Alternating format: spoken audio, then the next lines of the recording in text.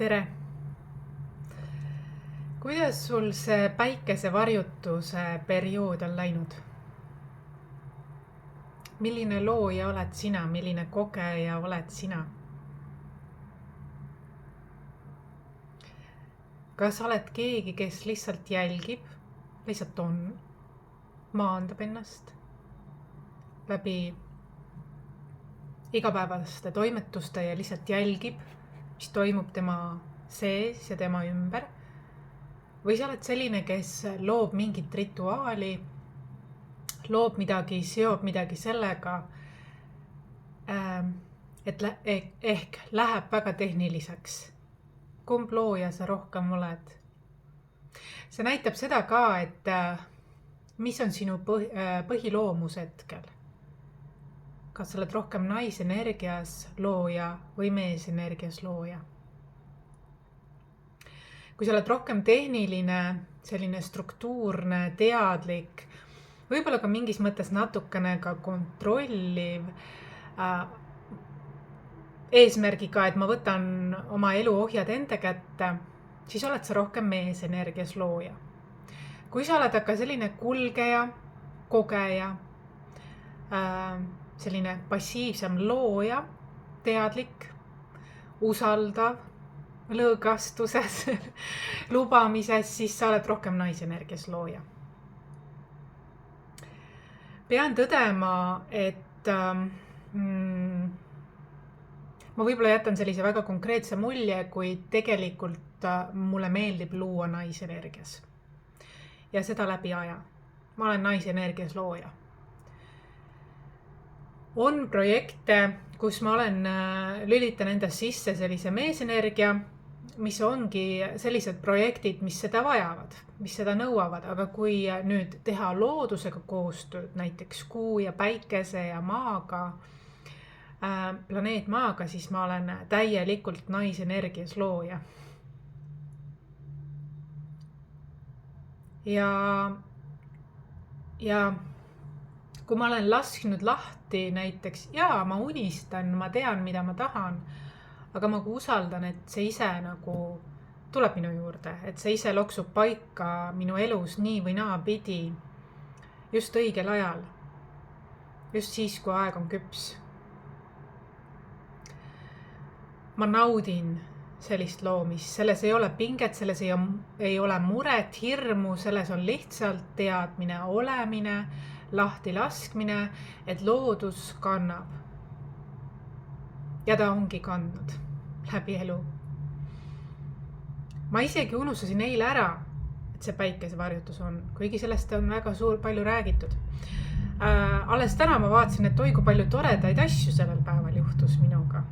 Ja tuli tegelikult ka järeltaipamisi minu sünnikoha detailide kohta.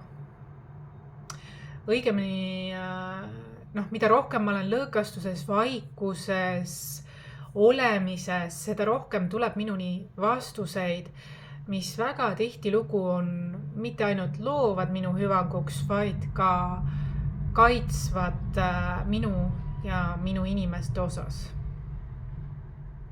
Ehk siis see loksutab, pusleb tükid paika.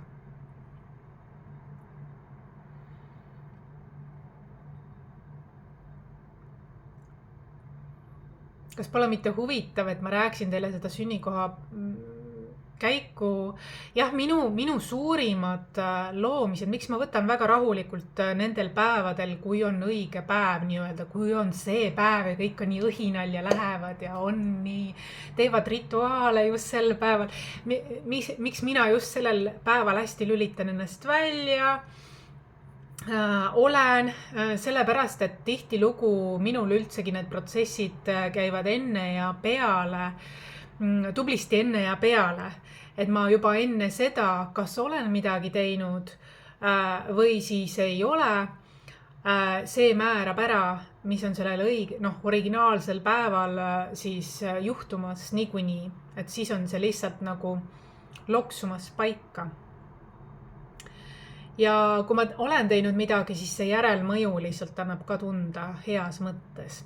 Ja tavaliselt, kui ma olen juhindunud oma intuitsioonist, siis see on nagu ka loomulikul viisil, austaval viisil loksunud paika.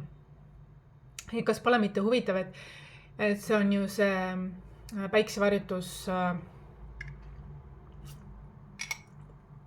New Moon lõvis. Ja see tähendab seda, et kes ma olen, on ju.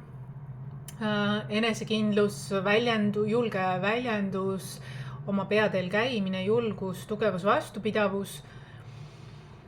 Ja kõik need asjad, et valida iseennast, on ju. Isegi need, kes ei tee neid rituaale, nad tajuvad. Need, kes on nagu mingil moel loodusega koostöös tegemas, isegi kui nad ei tee neid rituaale nagu minagi, siis nad tajuvad, et mingi muutus seest välja on toimunud.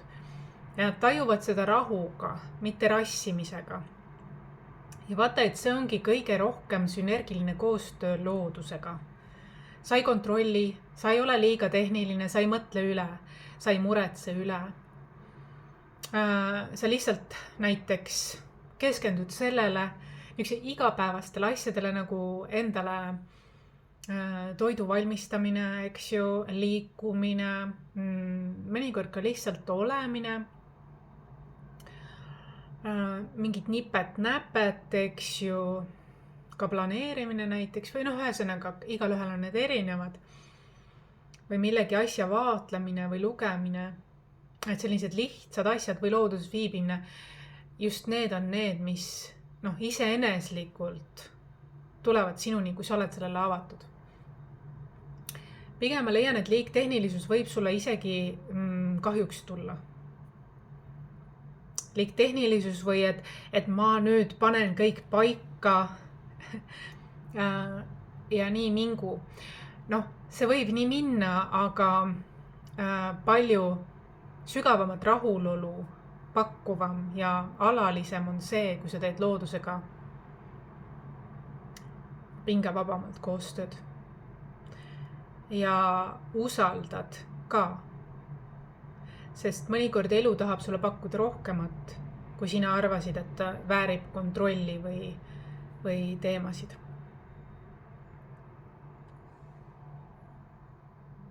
Ja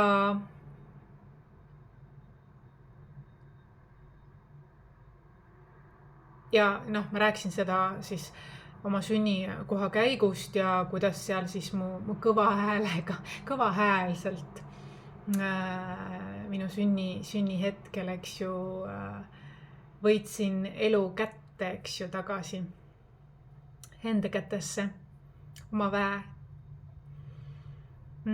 Kuid siiski, nagu ka päikesevarjutus, olen ma justkui sillaks nii maise kui ka ebamaisuse vahel.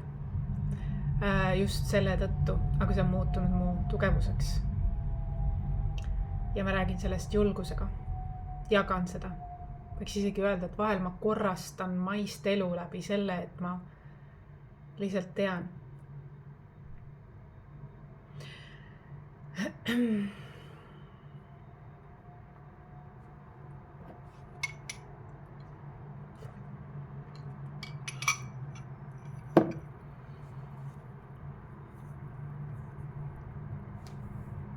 Tuleb läbi ka kollektiivile sõnum, et kui näiteks mees ja naine saavad kokku ja nad loovad lapsi koos, aga kas mehel või naisel oli varasemalt mingi teine suhe, kas siis ühised lapsed või siis mingi teema sellega, et kaotati mingil moel üks hing. Kas siis peale sündi või enne sündi, teadke seda, et see on actually väga-väga määrav. Sina võid mõelda, et sul on justkui nagu 2 last või 3 last, aga tegelikult kui partner ei ole rääkinud või te ei tea seda lugu, et temal oli peale nende 2 lapse veel mingi teema, siis see mõjutab teie ühiseid lapsi või õigemini seda vanimat. Kui seal ei ole teadlikkust, kui on nii, et ei räägita, ei mõelda sellele, kui on kaotatud inimhing, kas enne või peale sündi, siis tal ei ole antud koht, siis on basically justkui otsustatud, ta oli nagu mitte keegi. Ja kui nüüd teie ühisele lapsele või ühistele lastele öelda, et sina oled kõige vanem, sina oled esimene, siis tegelikult ta võib olla esimene sellele ühele vanemale, kellel ongi ainult olnud need 2 inimhinge loodud. Aga ta ei ole esimene siiski sellele vanemale, kellel oli varasemalt või peale ka nii-öelda keegi. Võib vahel olla isegi, et ta ei ole sellest teadlik. Vahel võib ta olla teadlik sellest, aga see on midagi, mida ta on matnud alateadvusesse, unustanud ära isegi juba. See ei ole tema jaoks tähtis, sest see ei olnud ju midagi elavat või mida iganes, aga tegelikult see määrab küll. See määrab väga palju sinu armastatud praegu lähikondasi ja sind ennast, kui sa ei teadvusta, ei anna sellele koha. Siis tähendab seda, et kui see ühele vanemal on ta jah, esimene ja teine, teisele vanemal on siiski ta teine ja kolmas näiteks, kui see on varasemalt juhtunud. Aga kui tema ütleb ka, sa oled vanim, sa oled mu esimene, siis ta paneb automaatselt selle ei keegi koha peale. Sest ei keegi koha peal oli hoopis see esimene ju. See koht oli juba täidetud. Talle tuleb anda eraldi koht ja paigutada kõik järgnevad nende originaalsele kohale. Sest muidu see, kes sealt poolt, selle vanema poolt vaadatuna oleks justkui teisel kohal, läheb tegelikult surnu kohale. Ja tal võivad olla sümptomid tervisega, ta võib olla segaduses, tal võivad igasugused niisugused nagu imelikud asjad elus juhtuda. Ja ta võib tunda, et ta on justkui nagu elus, aga ta oleks justkui nagu surnud või et ta on justkui nagu mitte keegi, kuigi ta on väga särav täht, eks ju. Sest paigutus ei ole korrektne. Ja kui on kahtlusi, et kas on või mis on, kas oli ja nii edasi, siis teha seda paigutuse mängu ja tunda, sest keha ei valeta. Keha teab tõde. Kas oli keegi enne sind või enne neid või mitte. Mõnikord isegi mõlemad vanemad ei tea seda. Ka selliseid juhuseid on. Aga väli näitab midagi muud. Ja sa basically päästad kellegi elu, kui sa teed selle paigutuse korrektuuri. Ja mitte ei tee seda salamisi, vaid jagad seda ka kõikide kaasosalistega. Et võimalik, et võis midagi sellist olla või et midagi sellist oli. Et siit poolt vaadatuna on nii, sealt poolt vaadatuna on naa. Ja midagi, mida aktsepteerida, anda koht. Siis juhtub magic. Siis enam see hing ei tuia ka ringi, see surnud hing nii-öelda. See lapse hing ei tuia ringi. Kuidas öelda, siin maa peal. Ka tema saab siis omale koha saades saab edasi liikuda, saab uue võimaluse maal. Küll aga kui tihti nagu hakatakse süüdistama vanemaid või midagi, siis looduses siiski oli niimoodi määratud. Kas nii või naa, kas juhtus õnnetuse teel või tahtlikult, millegi pärast, kuna see on juba nii-öelda juhtunud, siis ma leian, et see on natukene karmaatiline. Mina isiklikult arvan, et see on karmaatiline selles osas, et võib-olla nende hinged eelmises elus tekitasid kellegile tunde, et nemad on nagu justkui nagu mitte keegi. Nemad, kes olid elus või surnud, samamoodi kas siis tegid samasugust midagi sarnast tahtlikult või kas elavate või siis veel sündimata nendega, et see oli justkui neile nagu kogemuseks, mis tunne on olla mitte keegi. Oled sa elav või surnud. Aga kuna nad said selle ära kogetud, siis järgmises elus neil on uus võimalus ja oleks parem, kui nad nüüd teadlikumana, targemana teiste inimestega nii-öelda suhestuvad. Siis võib neil olla vägagi õnnistatud elu. Et see on selline nagu vaheetapp, mida nad pidid hingena läbi kogema, mis tegelikult iga hing kogeb teatud mõttes igasugused rollid läbi. Kurb, aga tõsi, sest vaata, ma tahan tasakaalustada seda arvamust, et nagu elu oleks ebaõiglane. Tegelikult see nii ei ole. Elu ei ole tegelikult ebaõiglane, elu on õiglane. Telefonikõned, jutuajamised ja lihtsalt see tasakaalustab ennast sellisel moel, varjatud moel. Universum teab suuremat pilti.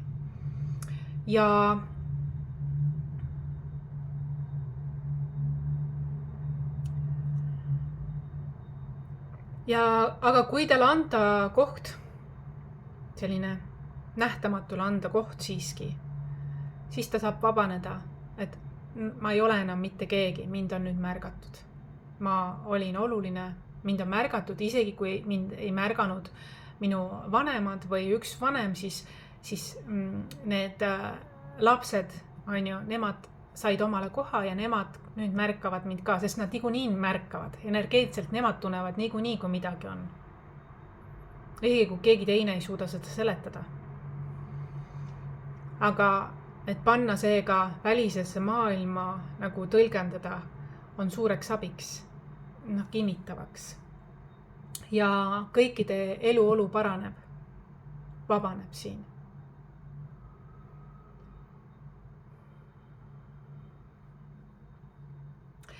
Tegelikult on mul tulnud ka selline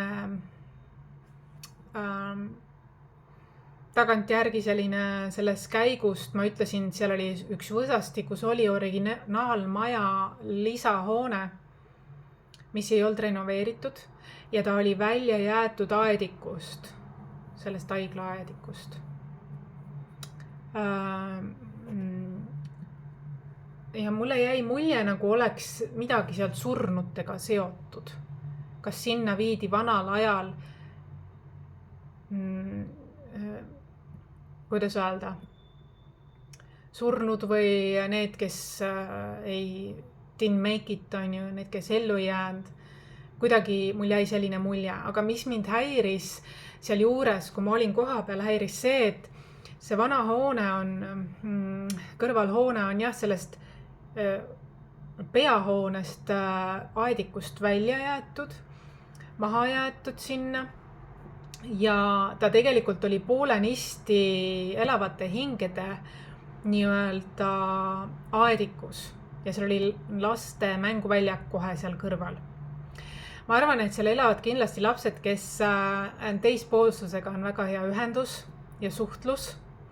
Siiski see võib olla tervisele kahjulik, kui sellest ei olda teadlik. Et selline hoone võib sisaldada selliseid hingi, kes on justkui nagu kinni jäänud sinna. Kes on justkui nagu ei keegid.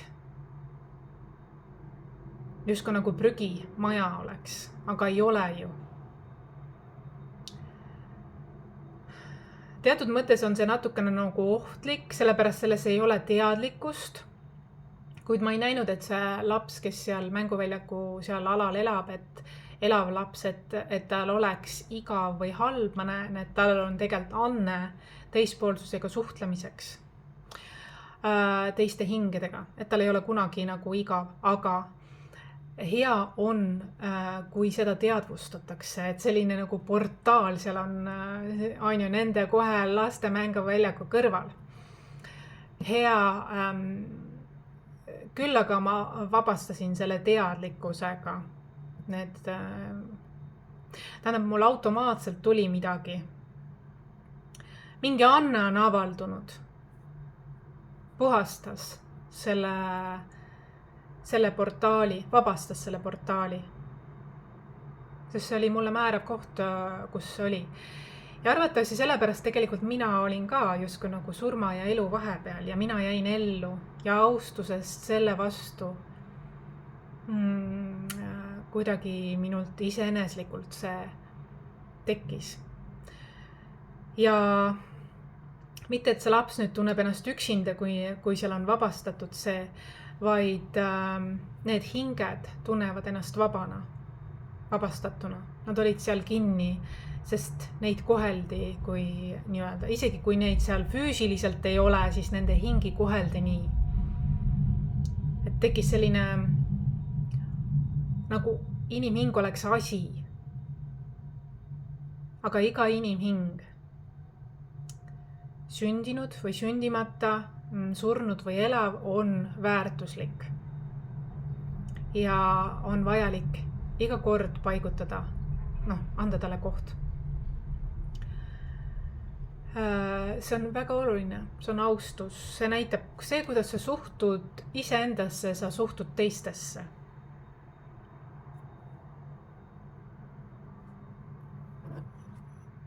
Ja see, kuidas sa suhtud teistesse, sa suhtud iseendasse.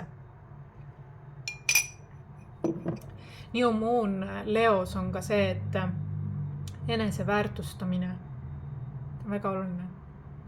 Ja läbi selle ka teiste.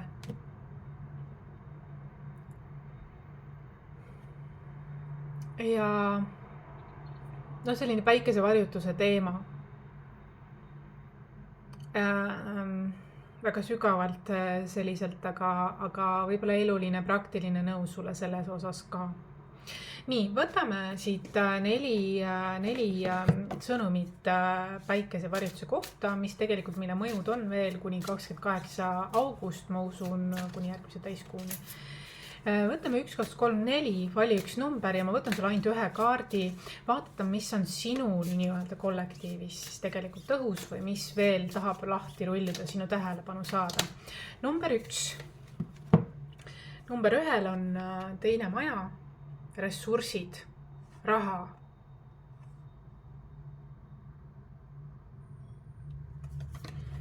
Ja minul eile oli ka see, et ressurss kena. Mul oli see ka. Kuigi ma ei ole valinud ühtegi numbrit siit 1-4, ma ei vali praegu, sest mul endal, ma tean, mis minu protsess on. Praegu ma vaatan puhtalt teie oma. Nii, number 2. Number 2-del on, kui milline 4, 44. Number 2-del on see päikesevarjutus on selline, et nemad vaatavad, miks ma nägin? Ja 2-del tahab tulla 2 kaarti, sest ma praegu lausa tahtsin öelda 12. maja, aga on 6. maja. 2-del on nii, et nad on järjepidevad, järjekindlad, töörutiin, just nagu ma kirjeldasin ka, et justkui nagu teevad oma asja, aga neil taga taustal protsessivad introspektrum ehk nende sisesüsteem nii-öelda korrastub või natuke nagu meditatiivsed energiad, mingid mõistmised kellegi või millegi kohta, mingi joondumine selles osas. Et justkui nagu ei tehta tööd iseendaga, aga iseenesest see töö justkui annab endast ise märku, mis vajab märku andmist ja kuidagi niuke selline. Number 3. number 3 oleks justkui nagu mingi uus algus, võib olla ka seotud leadership või rahadega. Mingi kutse, uus algus mingis vallas. Võtan hästi üldiselt praegu ja number 4.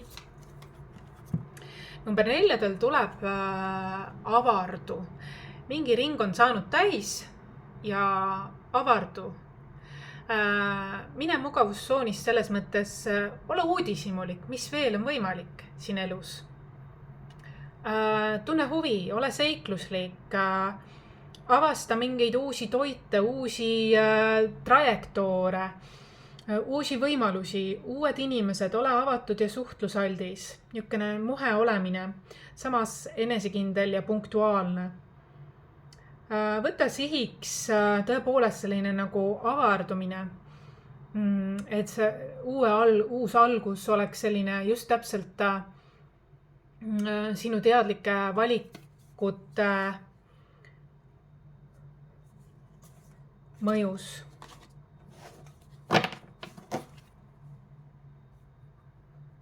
Uus algus on tõepoolest just nagu keskpäike, nagu uus algus on tuntav, tähendab eriti neil, paradoksaalselt on see, et eriti neil, kes on lasknud lahti ja on aktsepteerimises iseenda elu teiste aktsepteerimisest nii nagu on.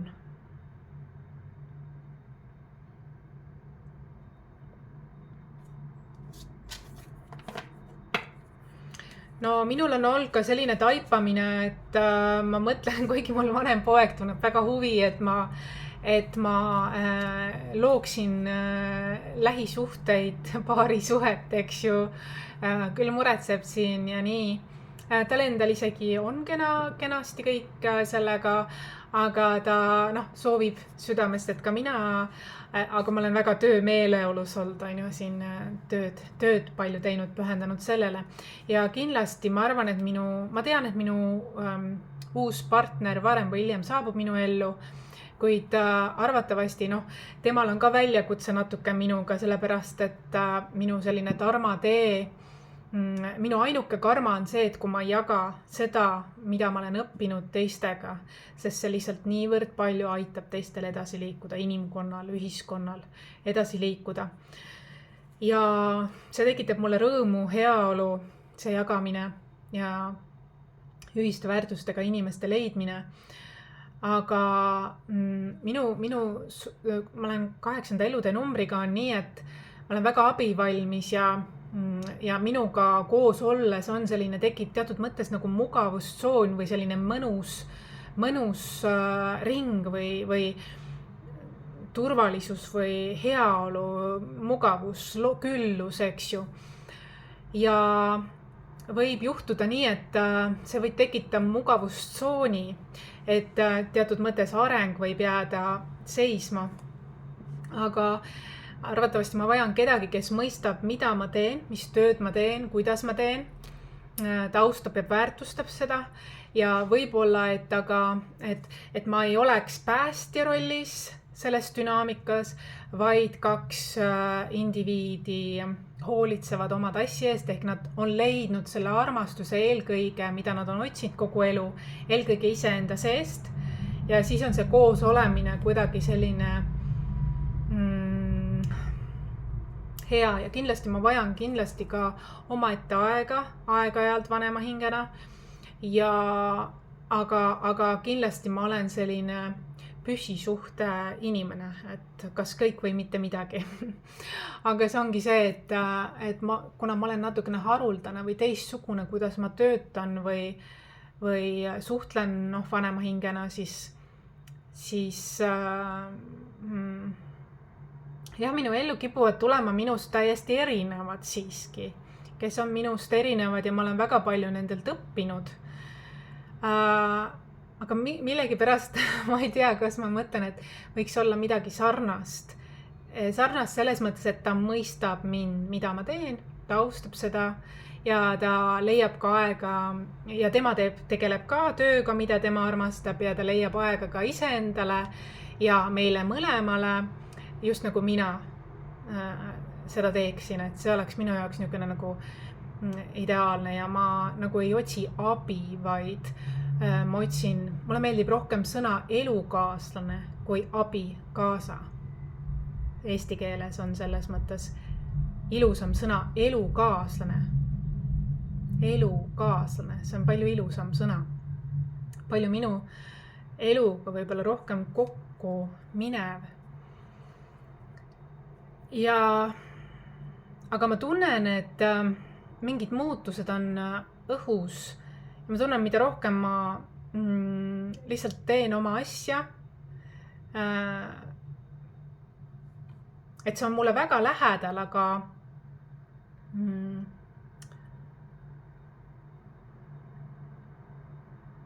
see on midagi veel siin tahab avalduda, midagi siin tahab loksuda paika ja omal moel ja see on okei. See on okei.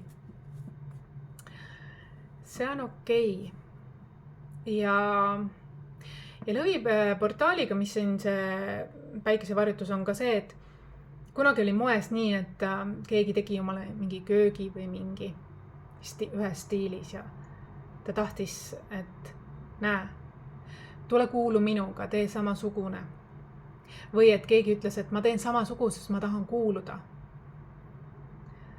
Et mõnikord selline tungiv vajadus kuhugi kuuluda võid sa hoopiski kaotada iseenda, ehk siis anda oma väe ära selles mõttes, aga kuidas tegelikult kas sa tõesti tahad olla teistega nagu tikku-takku, ühtekad või sa tahad tegelikult disainida midagi originaalselt, mis on just sinu vajadustega ja sinu olemusega kooskõlas.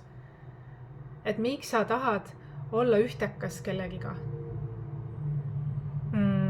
Anda oma väe, et keegi teine teab paremini kui sina, milline võiks olla sinu välimus, sinu ruum, sinu mingi see.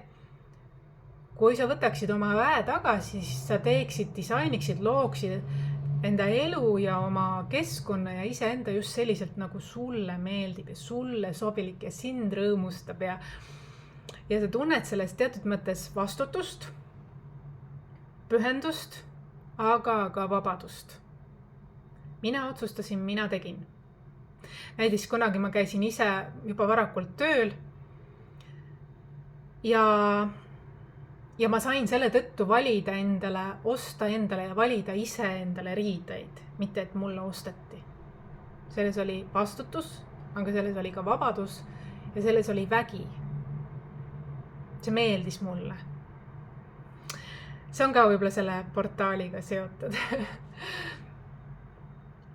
Ja kui sa manifesteerid, siis ole inimlik, ära ole ahne, ole teadlik, ole ennast väärtustav. Kas see või midagi veelgi paremat? Sellised sõnumid tahtsid tulla täna läbi.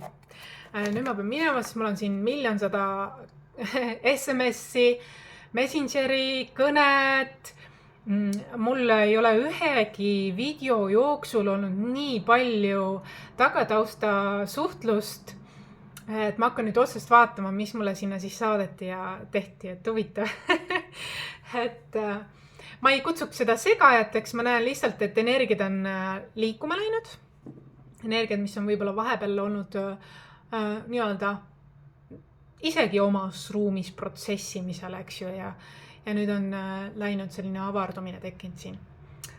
Aga vaatame siis. Aitäh sulle ja sai vähe selline väga varjutuse keskne see, aga nagu ka päikesevarjutusega, see ei jää nii, on ju. Et iga teadlikkus, iga protsess toob endaga kaasa uue alguse, uue valguse, teadlikkuse, uue taipamise. Peale kurbust tuleb rõõm, peale rõõmu tuleb jällegi mingi aeg see, et sa saaksid jälle rõõmu tunda ja kuidas öelda, eluprotsess on see. Ja pigem ma näen, et hambad ristis kõik alla surudes, sa ei elagi, sa ei tunnegi, sa ei jooksvalt ei vabasta. Lapsed teavad, loomad teavad, kuidas vabastada. Ja muide, meie lemmikloomad võivad teha haput nägu, kui me oleme inimeste juures, kes tegelikult näitavad ennast heana, kuid tegelikult nad ei ole head inimesed.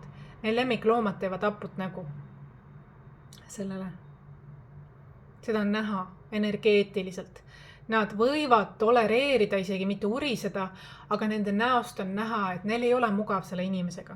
See inimene kas hirmutab, kiusab energeetiliselt või siis otseselt, isegi kui ta annab snäkki või asju, seal võib olla mingi selline.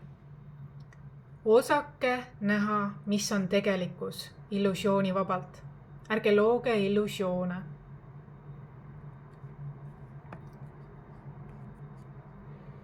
Julgege, kui teile on pandud peale, et oodati näiteks poega, siis julgege olla naiselik naine. Käige oma rada, see on looduse toetatud. Kui sa sellise mänguga, illusiooni kesse mänguga kaasa ei lähe. Mõni loob isegi endale kuulsuset, ostab sõpru, ostab hääli, ostab, et saada kuskile edetabelisse. Aga kas on tõelisus? Samast püüdes hävitada teisi. Et siin ma ei leia, et keegi on õnnelik. See on kurjuse impeerium, mida ta loonud on. Ja ta sisimas teab, et see on, kuidas öelda, kunstlikult loodud ring. Tegelikkus on midagi hoopis muud ja keda see tegelikult toidab, see on ju, et see on tegelikult klaunaad, eks ju. Aga selline lõpp tuli nüüd.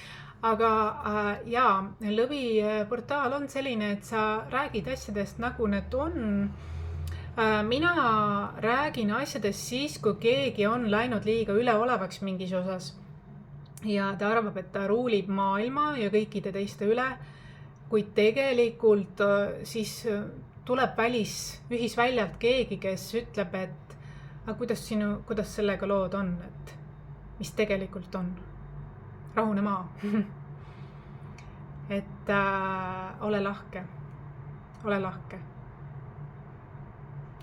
Ego sai sinust võitu, tule maa peale tagasi. Sa oled nagu me kõik siin oleme. Protsessimas oma asju. Vaata peeglisse, tegele oma asjadega. Et ela oma illusioonis, aga eraldi teistest, kui sa soovid. Minule meeldib reaalne tõelisus. Nii nagu tegelikult asjad on.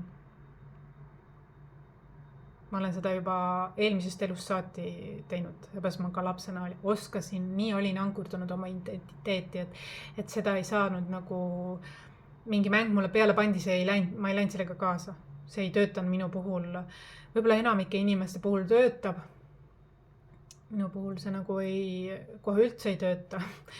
Ma vaatan, et oh my god, see on natuke delulu või nii. Et niisugused valesse uskumine ja nii palju, et sa nagu arvadki, et see on tõelisus. Et mulle meeldib päris tunded, päris inimesed, päris loomulikul viisil saavutatu, päris tunded, päris loomulik kulgemine. See on kõige ilusam, see on seda kõike väärt, sest see on see tõeline. Selleks me olemegi siia maailmale tulnud. Mitte jumalat mängima, mitte jumalannat mängima, kuigi see on osake meist, aga inimlikkus eelkõige. Olgu, nägemist!